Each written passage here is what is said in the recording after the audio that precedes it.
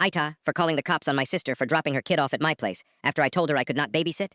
I told her several times over the course of a week that I am not available to babysit. She dropped the baby on my porch, and her and my mom drove away saying that I will have to deal with it and cancel my plans. I called the cops for child abandonment. I have hemorrhaged my resources into my parents and sister for years, and I am drawing a hard line. I am not getting involved with a baby. It was her choice to have this kid, and I am not going to support her choices. She is 24 and has never had a full-time job. What would you have done? Am I the asshole for refusing to cook in our kitchen because my wife decorated it? My wife and I, 37M, 35F, bought a house together 2 years ago. She had a laundry list of things she absolutely had to have, but I only cared about one thing. I wanted a good kitchen with plenty of room to work. I've been cooking my whole life, and I cook all the meals. We found a beautiful house that we both love, and everything was fine. She added her flair to most of the rooms. I let her choose the paint and furniture and wall art. We both paid our share on everything, and the house is gorgeous. I love it. She has great taste. However, a few months ago she started talking about wanting to do the kitchen. I was open to it. It was now the only room in the house that hadn't gotten personalized, and it made it stick out. The problem was that she wanted to put random knickknacks all over the place. Every day she was coming from the store with some new item. Baskets with fake fruit. Big ceramic pots for flour. We don't bake. Book-sized wooden blocks with sweet sayings on them. A wine rack and espresso machine. We don't drink either. Vinaigrette decanters with glittery liquid in it. It all came to a head when I found that she had put the toaster oven in the under cabinet and moved my big old chopping block to above the fridge so she can put a full serving tray with 4 cups, saucers, and a kettle set up in the middle of the counter. Like we're hosting afternoon tea. We never do that. I told her I was not on board. The kitchen is the perfect size to get cooking done. I use the toaster oven 3 times a day, and my butcher's block lives in that spot. It lives there because I use it all the time. I asked her where there was even space left for me to put down my 20 by 28 butcher's block. She started showing what could be moved over to accommodate the block, and I said that I wasn't moving stuff around every single time I want to cut a melon. She kept saying it wasn't a big deal, and I'd get used to it, but I stood firm on wanting all this random stuff out of where I essentially work. She started crying and saying stuff like, "You don't get to just decide what's what." We tried talking about it again a few times, and it always ends with her crying. I don't yell or anything. She just refuses to accept that I don't want a cute kitchen more than I want a useful one. I haven't cooked a full meal in our kitchen in 2 months. I make a few days' worth at a time, of rice or potatoes and a tray full of proteins. Bags of salad, frozen soup. I pack it up in the fridge to eat as needed. She's invited to eat any of it, but she doesn't like leftovers. She recently realizes she's gaining weight, wasting tons of time in drive-through lines, and paying lots of money for food she doesn't even enjoy. Last night, we tried once again to talk about the kitchen, and it ended with me saying, if it's so important then just let me have the kitchen how it needs to be to cook right. She started crying again, and accused me of blackmailing her health to win an argument. I gave up after that, and we both had to leave for work before we could talk it over. I feel dead set that as the person actually using the kitchen, cooking tools should not have to compete for space with useless shit, and I refuse to cook in such a cumbersome way. What do y'all think? What would you have done? Mom is visiting with me from out of town. I yelled at her because she comes into my room every morning and pulls my blankets. I am in my 30s and am perfectly capable of getting up for work. I have been waking myself up on time since I was a kid. She keeps insisting that she thought I was going to oversleep. I'm married and often sleep naked. She often tells me how helpless I am and that she should move in with me to help me with basics, like waking up on time, laundry, etc., which is extremely patronizing. This needs to stop, but she disregards me when you tell her to stop. What would you have done? The end to a free decade of Netflix. Between 8 and 10 years ago, I received an email welcoming me to Netflix. That was a bit concerning since I hadn't signed up, so I contacted the company. They told me someone must have accidentally used my email when they created an account. Our last names were the same, and our first initial. I said, "Oh, no problem. You must have additional contact information for them besides my email. Could you please remove my email from the account and let them know so they can fix?" Well, immediately that was a big problem for Netflix, and, well, no, they couldn't remove the email because it was the only one they had for the account. And how did they even know that it was mine?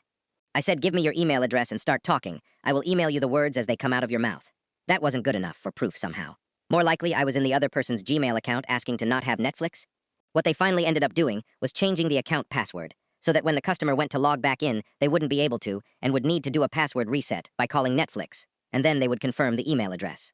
I kept getting Netflix emails, so that didn't work. I called again, same again, didn't work. I changed the password several times myself, because I could use the forgot password function and get an email to reset it. That didn't work. I don't know how they kept getting the new password without updating an email address, and I didn't really care at this point. For the last 8 to 10 years, I have had Netflix on everything I own. I have signed in on hotel televisions, used it on my phone, my Xboxes, my kid uses it. I only ever signed in under family, and told him to do the same. The entire history in family is us. The other logins, Fred, Softy, and Lila, accumulated history. I would occasionally look because, curious. Never did a single new show appear in the family watch history that wasn't because of me. Well, I woke up this morning to an email from Netflix telling me that this email address was no longer associated with that account, and if I had any questions, etc. Thank you, Softy. It has been an amazing run, and I am not sure why you gave me free Netflix for the last decade, but I think you are amazing.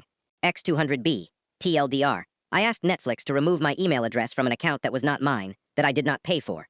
They would not, because they needed to have an email associated with an account. It stayed that way for 10 years, and I used the account for free. What would you have done? Don't like it. Leave. This happened today. My husband and I have been car shopping as I was in an auto accident at the beginning of summer. Our car was totaled in the accident, and it has been a long process. We finally decided on the automobile we wanted, got all our paperwork completed, and had our financing all worked out. All we needed to do was sign all the paperwork and drive away. The dealership is 90 minutes from our house, so we took the kids out of school early, and my husband took off work after lunch. We wanted to make sure we were home in time to keep our typical school night schedule going. We get to the dealership at our agreed-upon time, we did one more test drive, and were ready to sign everything. Then the game started. All of a sudden, the finance office wasn't ready for us. Then, after an almost 2-hour wait, they were ready. The finance person started by trying to upsell us on all the add-ons dealers try to sell you. We told her we didn't want anything extra. We just wanted to look at the numbers, read the paperwork, sign it all, and head out. Due to our wait, we had a limited amount of time to get this done, and still be able to get home in time for the kids' bedtime routine. The first thing she does is pull out a different set of numbers than we were originally given and agreed to. All of a sudden, there is a dealership fee for selling us a car at this time of year. Nearly $1,000 for this nonsense. Then she states that if we don't like the fee, we could leave as they have people begging to buy cars from them. So, my husband and I stood to leave. She then tells us we can't leave, as she has already printed the forms. I laughed at her and told her to go out and get one of those beggars to buy it. So far, the finance person has called twice, and the salesperson has called 4 times. I guess they weren't expecting someone to get that far and then walk away. ETA. I didn't update sooner as I really wanted to finish the situation before revisiting this. The truly terrible car dealership was Offenberg Nissan in Shiloh, Illinois. We went with an auto sales company that was a no negotiation, no hassle, and no hidden fees company. Honestly, getting my insurance updated took longer than anything in their office. What would you have done? Automated my useless boss out of her job.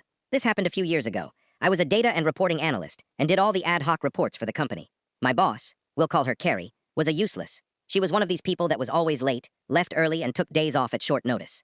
The only thing of value she did was all the regular reports, sales, revenue, etc.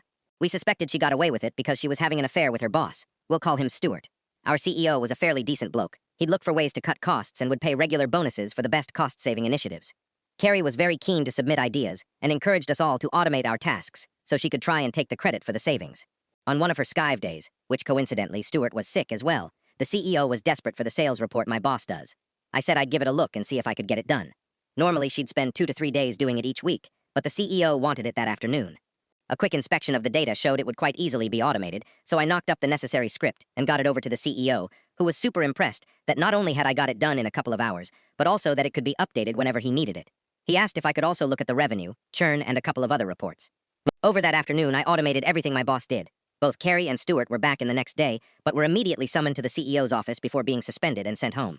Turns out the CEO knew they were having an affair, and all the times they were sick or late or had to leave early was so they could sneak off and have sex. He'd not done anything about it, because how important these reports were. Now they were automated, he was able to get them suspended and later fired for gross misconduct for all the time they'd taken off. I also got a nice bonus out of it. TL. My useless boss encouraged us to automate our work, so I automated all her tasks, and the CEO fired her for. What would you have done?